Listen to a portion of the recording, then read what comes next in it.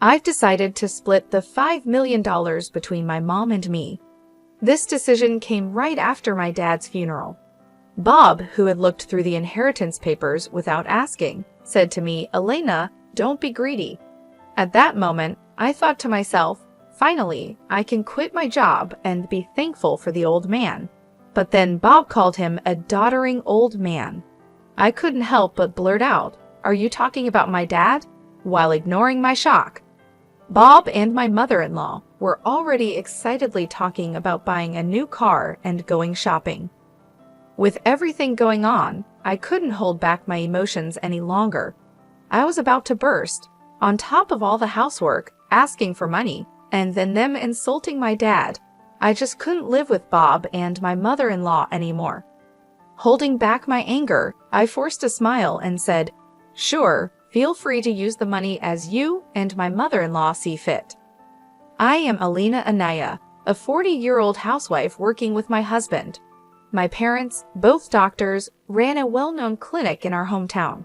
As their only child, I was deeply loved. After finishing Commonwealth School, I got a job at a big pharmaceutical company. Though my parents wished I had become a doctor, they supported my choice. 12 years ago, my mother died in an accident, leaving me and my father heartbroken. During that tough time, Bob, who was then my boyfriend, supported me. We met through a friend and got engaged 4 years after my mom's death. Bob worked in the food and beverage sector and earned less than me, but I believed we could face any challenge and be happy together. My dad was very happy for us. When I told my dad about our engagement, he said, "I've heard how Bob has supported you, Elena. Thank you so much. Please continue to take care of her." Bob stood up straight and promised in front of my dad, "I will make her happy." Standing next to Bob, I felt truly happy. The next week, we went to Bob's family home to announce our marriage. His mother, who wore a lot of makeup and was divorced from Bob's father, looked me over critically. "Marriage, huh? You're Bob's choice. Isn't she a bit plain for you? And she's older, right? Wouldn't a younger and prettier girl be better for you?" Bob quickly replied, "Mom, you know M Pharmaceuticals, right? Elena works there. Her father is a doctor and runs his own practice." I expected Bob to talk about my personality, but instead, he talked about my job and my dad's status. Hearing this, his mother's attitude changed. "Oh, Bob, you should have mentioned these important things earlier. That changes everything. I happily approve of the marriage. Nice to meet you, Elena." "Thank you." After getting approval from Bob's mother, Bob was very happy. However, I felt uneasy even though everything was going smoothly with our plans to get married.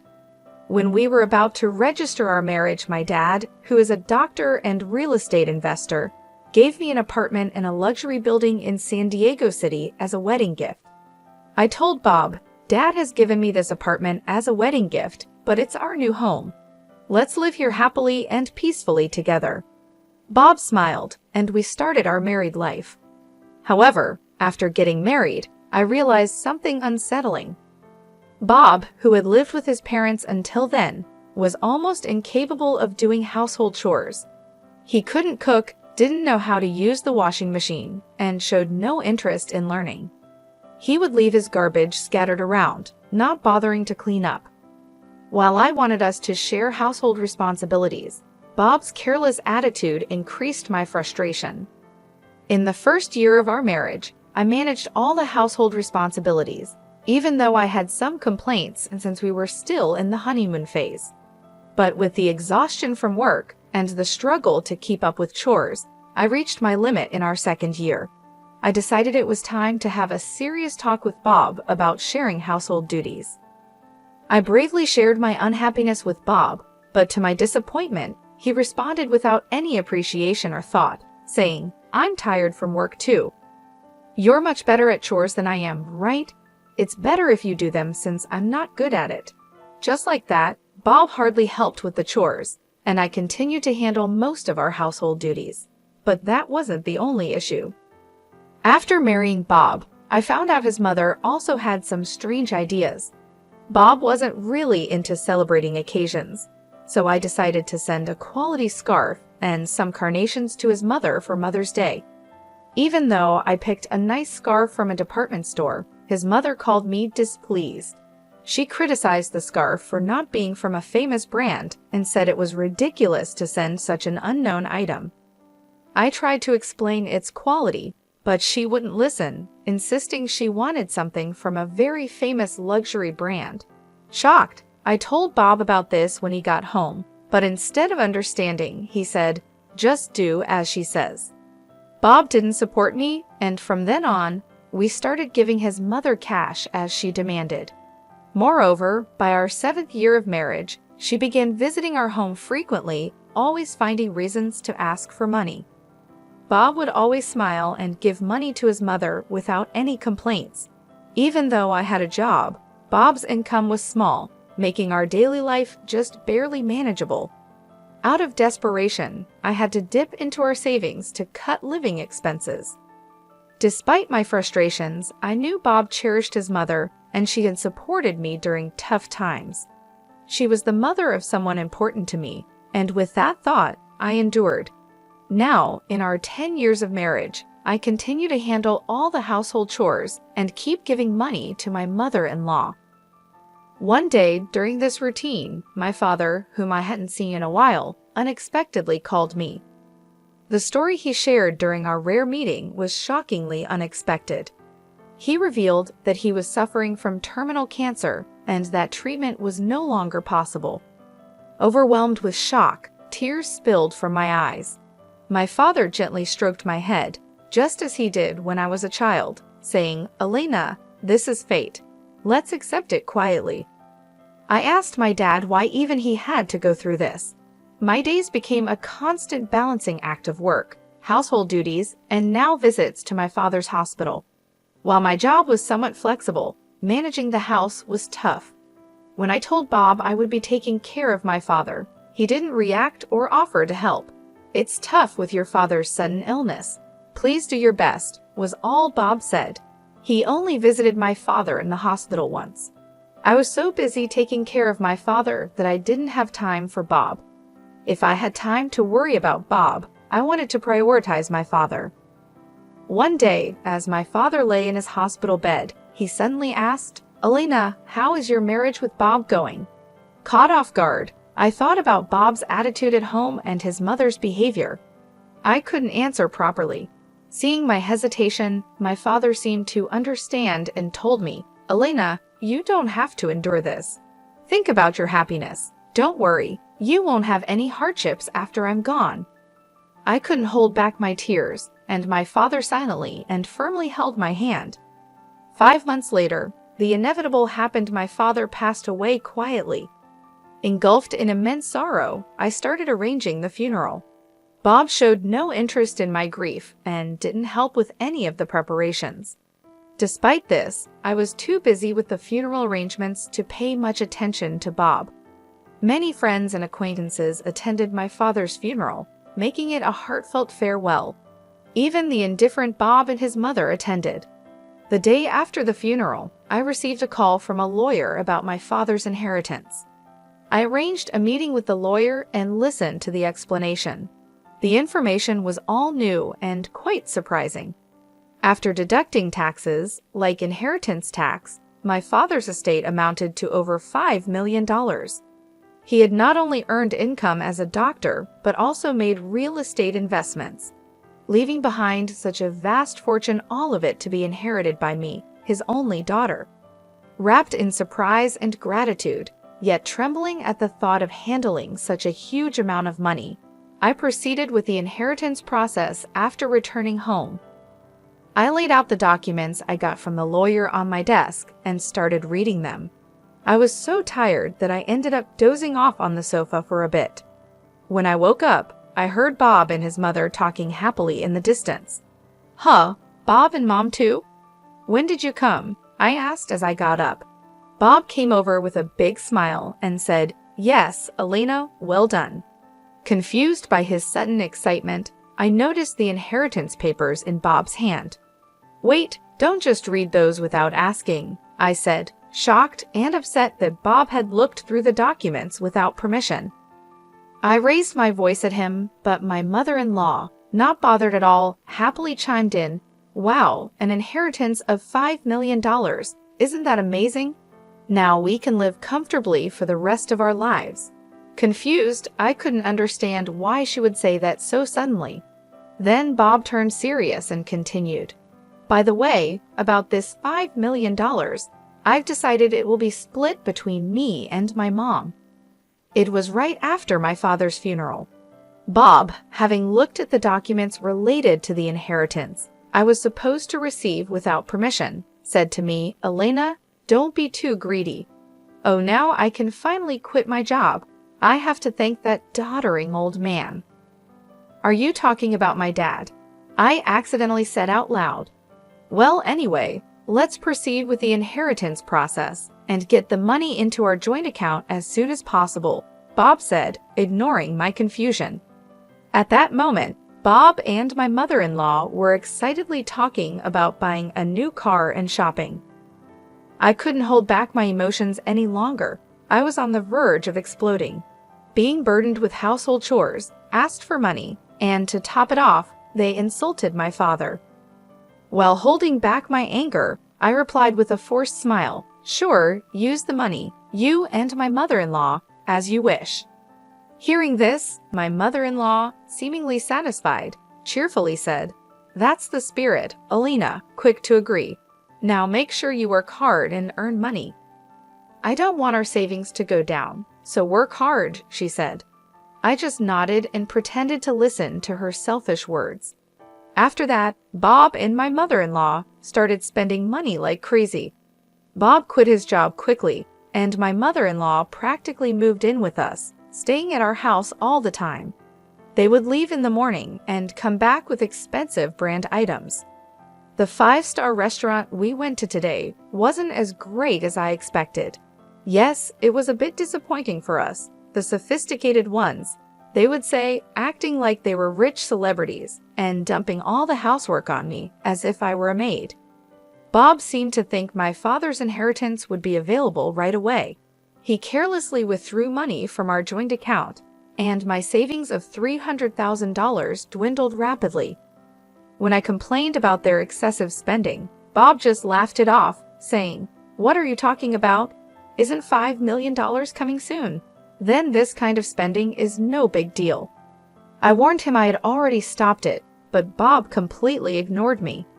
Then, a month later, Bob and my mother-in-law suddenly left for a trip to Bermuda. I wasn't invited and was left alone at home. After seeing them off, I decided to take action. About a week later, while I was relaxing at home, I heard a loud knock on the door. Wondering what was happening, I glanced at the intercom monitor and saw Bob and my mother-in-law, both dressed in aloha shirts, standing at the front door. What do you want?" I asked calmly and coldly with anger. Bob yelled, "What are you even talking about? Why won't the door open?" Seeing Bob and my mother-in-law confused as to why the door wouldn't open, I confidently answered through the intercom, "Well, I changed the locks on the door, so of course it won't open." "What? Why?" Bob exclaimed. "Let's talk over this calmly at the nearby cafe." "Please go ahead. I'll join you shortly," I suggested. Bob and his mother, after shouting in front of the entrance, seemingly realized it was futile and soon headed to the cafe. Once I confirmed they had left, I felt a moment of relief. I went to the cafe and saw Bob and his mother already there, waiting angrily. "Hey, what's this about? Did you change the locks?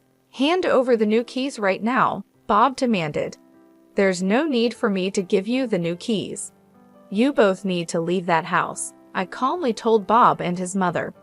Facing a visibly angry Bob, I showed him a piece of paper. It was a divorce petition I had already filled out. "Divorce? You're serious about divorcing me?" His mother was equally shocked and confused. "Elena, why has it come to this?" I spoke quietly to the two of them, who were panicking and flustered. "With the way you've been spending money every day, are you sure your finances are okay?" "What money? Of course, it's fine," Bob snapped back, spitting as he spoke. "Your father's inheritance is coming, right? there should still be over $100,000 in our joint account. Look, I'll show you right now. Saying this, Bob took out his smartphone and opened the banking app to check the account. Suddenly, his expression changed. What?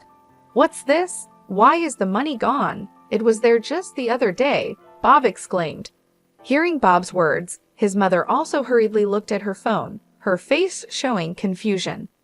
I revealed the truth to them as they were panicking, not understanding the situation. Of course, it's gone. I'm divorcing you, so I moved that $100,000 to my account as part of the property division. What do you mean?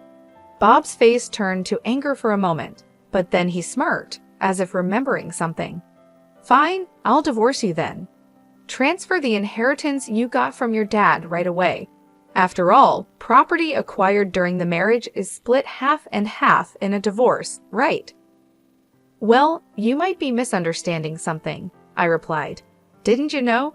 The inheritance I received, even though it was during our marriage, doesn't count for property division. There was a moment of silence between us. Then Bob and his mother's expressions changed drastically. Perhaps they truly believed they would receive part of my inheritance. I was utterly shocked and could only sigh in disbelief at the unfolding situation. No, that can't be true, I muttered under my breath, but the truth of the matter was glaringly clear. Her face turned red with a mix of denial and anger. Please, check for yourself, I said with a mocking tone that I couldn't quite mask. Bob immediately started frantically searching on his smartphone, desperate to prove me wrong. As he scrolled through the legal texts online, his face fell. It says here that property inherited by one spouse from a parent is considered separate property, therefore it's not subject to division and can't be split between the spouses. His voice was tinged with disbelief. What? Seriously? His mother, too, peered over his shoulder, her expression turning to one of shock as the reality of the legal standing dawned on them. Then, Bob approached me, his demeanor shifting to one of desperation. Elena, please don't divorce me. I have no savings and no job. How am I supposed to live if you divorce me? His plea was laden with panic and fear, but I had seen too much and endured too much to be swayed by his sudden show of vulnerability. Facing Bob's pleading, I stood my ground, my voice firm and unwavering. What are you talking about? Take responsibility for your actions. I will never forget how you and your mother treated me. I'm divorcing you, and I'll go to court if I have to. My declaration was clear, a line drawn firmly in the sand. Intimidated by my fierce demeanor, which they had never witnessed before, Bob and his mother recoiled. They shrunk back in fear, whimpering softly. As they stood there, dejected and defeated, I knew I had finally taken a stand. The weight of my decision was heavy but necessary as I sought to reclaim my dignity and future from the ruins of a marriage that had veered so far off the path I had once envisioned. After walking out of the cafe, the divorce proceedings between Bob and I proceeded without major obstacles. The $100,000 I had shifted from our joint account was acknowledged as part of the division of our marital assets. Over time, I managed to legally compel Bob and his mother to vacate my house. This was a relief as Bob, having already squandered the money from our marital division, found himself in a precarious financial state. He was penniless and increasingly overwhelmed with a mountain of bills, stemming from lavish expenditures on their overseas trip and various other expenses charged to his credit cards. As Bob's financial troubles escalated, he sank deeper into debt. Both he and his mother were forced to take on additional loans just to keep up with their mounting bills. Eventually, they moved into a rundown apartment, a stark departure from their previous luxurious lifestyle. They now find themselves working exhaustively every day to manage their debts, a situation that has been a profound and shocking adjustment for both. Meanwhile, I took decisive steps to move forward with my life. I sold the condo that I once shared with Bob, a place full of mixed memories, and moved into the apartment that had belonged to my late father. This move was not just a change of scenery, it was a step towards reclaiming my independence and starting afresh on my own terms. In this new chapter of my life, I continued my work as before, maintaining the same job that had always given me a sense of stability and purpose. However, with the inheritance I received from my father, my financial situation became significantly more comfortable. This financial security has allowed me to live without the constant stress of monetary concerns that once plagued my marriage with Bob. Living in my father's apartment has brought a new sense of peace and continuity to my life. Every day, I wake up with a heart full of gratitude for the man who not only raised me with love, but also ensured that I would be secure after he was gone. This gratitude has inspired me to approach life with a renewed sense of purpose and determination. With the lessons learned from my troubled marriage, I am now more committed than ever to protecting my happiness and well-being. I've come to realize the importance of being surrounded by people who support and uplift me, rather than those who seek to take advantage. As I move forward, I am determined to cherish and make the most out of every moment, focusing on personal growth and happiness. As the days pass, I find myself more at ease, enjoying a life that is not just about survival, but about thriving. My days are spent peacefully, indulging in small joys, and planning for a future that I now look forward to with optimism and excitement. The stark contrast between my life now and the life I shared with Bob serves as a constant reminder of how far I've come and how much I've achieved on my own.